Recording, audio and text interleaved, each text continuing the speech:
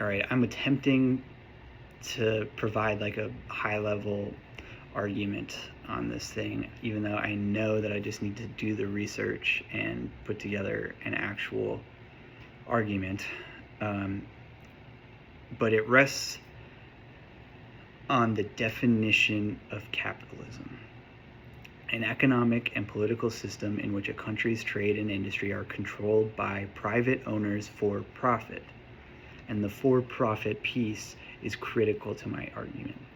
So private owners, the individuals, small business owners, freelancers, whatever, and corporations. Let's do individuals and corporations, even though there's a middle ground. For simplicity's sake, these are the two that were kind of the poles of the market that we're assessing here, and how they interact, and what the consequence is.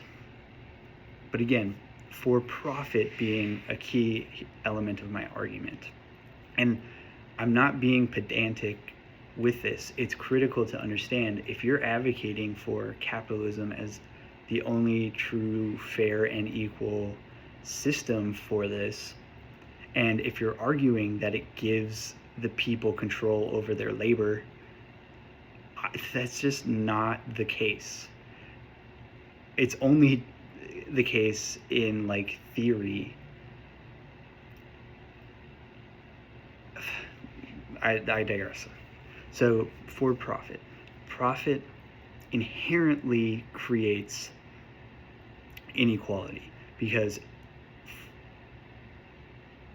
a requisite of profit is that you receive more than you in turn provide, which is absurd in a sense, because it totally disconnects price from any true value, right? And it creates a dynamic where if you are receiving more than you are giving, the person that is using your service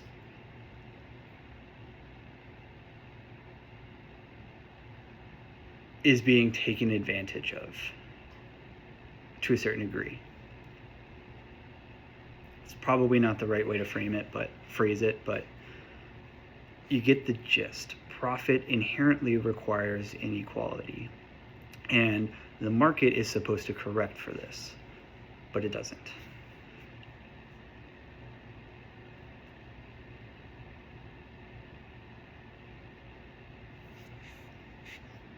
So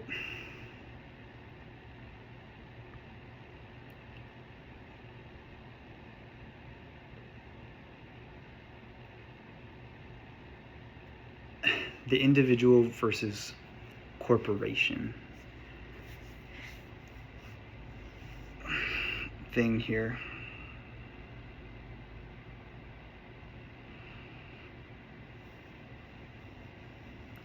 It's so messed up because corporations, they get to act as if they are an individual, right? And people are willing to, as Chomsky would put it, rent themselves to these corporations because, in a sense, they view it as an extension of, like, they're entering into what I would call a commonwealth, where people have come together and work towards a mutual goal for their mutual benefit. But the challenge here, and the issue that I take, is corporations, at least in terms of the market, are viewed as an individual. And so the collective there is viewed as the individual, which individuals have to compete against.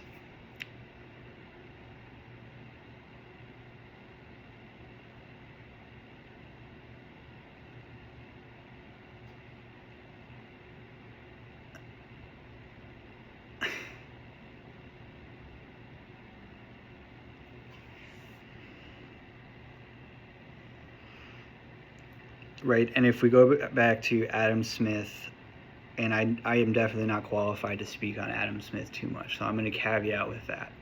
I've only read the first like 50 pages of The Wealth of Nations, which is just about as far as maybe the average person who speaks on him goes anyway.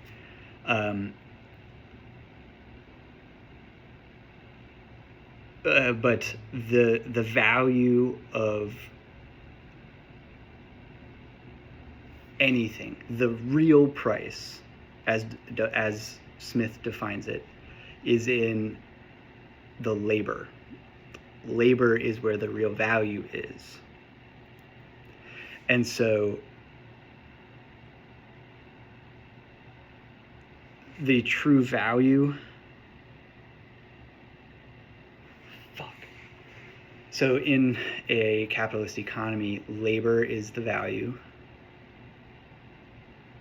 And increasingly, like, this is the issue, and this is the primary argument, and one of the things that I really want to capture is that a huge critique on socialism is always, someone's always making the claim that that labor value is taken away from you, that you are in service of the state or whatever.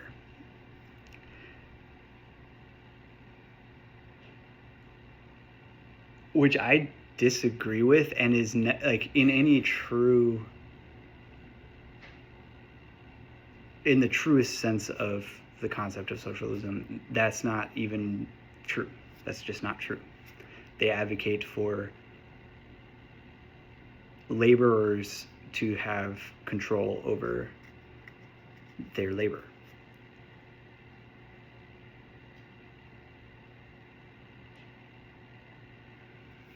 And so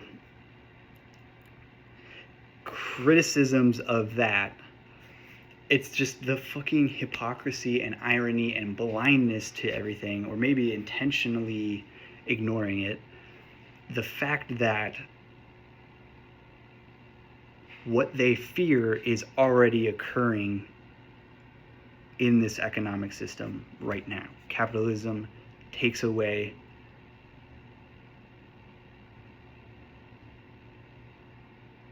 it divorces the value of labor from the laborer. And that's growing in an increasingly problematic thing.